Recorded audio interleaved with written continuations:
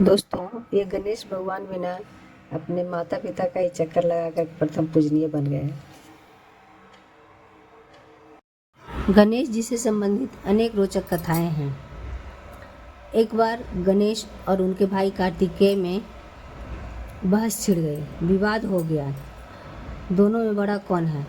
भगवान शिव ने फैसला किया कि जो इस संसार का दौरा करेगा और दौरा कर कर शुरुआती बिंदु मतलब जहाँ से आप शुरुआत किए हैं वहाँ जो सबसे पहले पहुँच जाएगा उसे बड़ा होने का अधिकार होगा।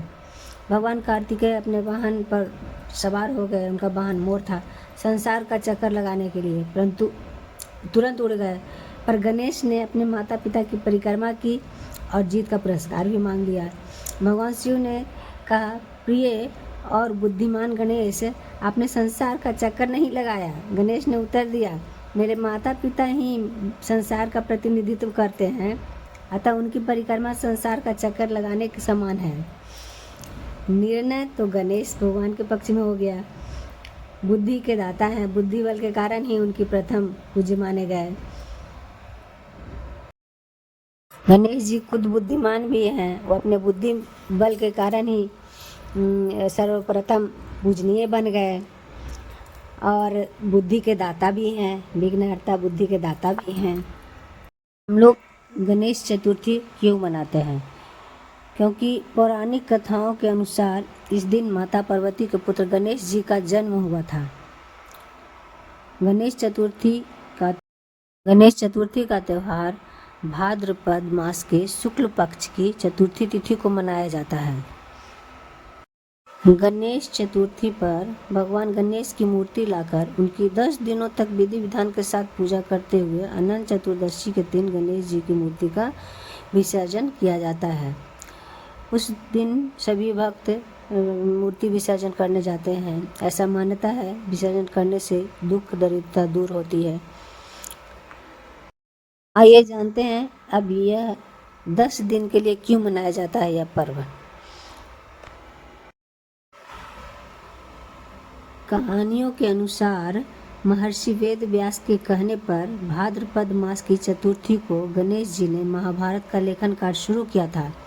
तब महर्षि वेद व्यास ने गणेश जी को महाभारत की कहानी सुनाते रहे और गणेश जी अपनी कलम से महाभारत को लिपिबद्ध करते रहे। माना जाता है महाभारत लेखन में 10 दिन का समय लग गया। 10 दिनों तक गणेश जी एक ही मुद्रा में बैठे रहे, जिससे उनका शरीर जड़वत होने के साथ शरीर पर धूल मिट्टी की चादर चढ़ गई थी। इस कारण गणेश जी 10 दिनों बाद नदी पर स्नान करने गए थे। उसी दिन अनंत चतुर्दशी नाम से जाना जाता है।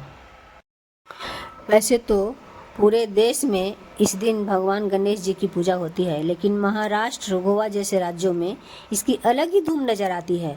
यहाँ कई दिन पहले से बप्पा के आगमन की तैयारियां शुरू हो जाती है। अलग अलग थीम के पंडाल तैयार किए जाते हैं। बप्पा की बड़ी बड़ी मूर्तियां तैयार की जाती है। गणेश उत्सव के दौरान लोग इन मूर्तियों को देखने दूर दूर से पहुँचते हैं। दोस्तों, गणेश चतुर्थी मनाने का एक इतिहास भी रहा है। गणेश चतुर्थी का इतिहास मराठा साम्राज्य के सम्राट छत्रपति शिवाजी महाराज से जुड़ा है। मान्यता है कि भारत में मुगल शासन के दौरान अपनी सनातन संस्कृति को बचाने के लिए छत्रपति शिवाजी ने अपनी माता जीजाबाई के साथ गणेश चतुर्थी यानी गणेश महोत्सव का शुरुआत किया था। शिवाजी द्वारा इस महोत्सव की शुरुआत करने के बाद मराठा साम्राज्य को काफ़ी पेशवा की गणेश महोत्सव मनाने लगे। इसकी शुरुआत महाराष्ट्र के पूना से हुई। गणेश चतुर्थी के दौरान मराठा पेशवा ब्राह्मणों को भोजन कराते थे और साथ ही दान पुण्य भी करते थे। पेशवाओं के बाद ब्रिटिश हुकूमत ने भारत पर हिंदुओं के सभी पर्वों पर रोक लगा दी, लेकिन फिर भी बाल गंगाधर तिलक ने गणेश चतुर्थी के महोत्सव को दोबारा मनाने की शुरुआत की। इसके बाद यह धीरे धीरे सभी जगह शुरुआत हो गया, सभी जगह यह पूजा होने लग गया। वैसे कहीं कहीं ये मूर्ति स्थापना 3, 5 या 7 दिनों के लिए भी रखा जाता है और अनंत चतुर्दशी को विसर्जन कर दिया जाता है। दोस्तों, अगर ये वीडियो रोचक लगा हो, अच्छी जानकारी मिली हो तो लाइक करें, शेयर करें और सब्सक्राइब करें।